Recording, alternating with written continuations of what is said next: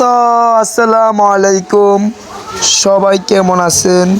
আশা করি ভালো। আমিও ভালো আছি।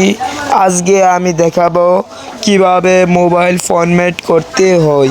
তো আমরা যখন একটি মোবাইল কিনে থাকি, তো আমরা যখন অনেক বছর ব্যবহার করি তখন কিন্তু মোবাইলটা পুরনো হয়ে যায়।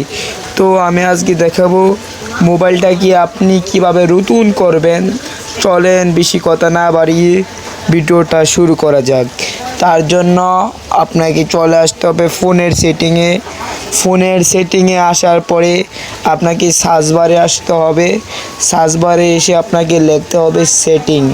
তো সেটিং লিখে এখান থেকে সার্চ করে দিবেন। তো আমি সেটিং লিখে সার্চ করে দিতেছি। তো আমি এখান থেকে সেটিং লিখে সার্চ করব। সেটিং দেখি একটি আসি কিনা। সেটিং লিখে ফেলছি কিন্তু আমি সেটিং লেখার পরে এখান থেকে রেস্ট অল সেটিংয়ে ক্লিক করবেন। এই লেখাটা আমি স্ক্রিনে দিয়ে রাখবো। তারপরে আপনাকে ডিলিট ডাটাতে ক্লিক করতে হবে।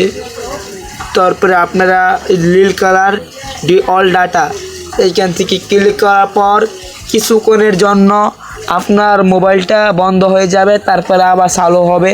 তো ধন্যবাদ, সবাই ভালো থাকবেন।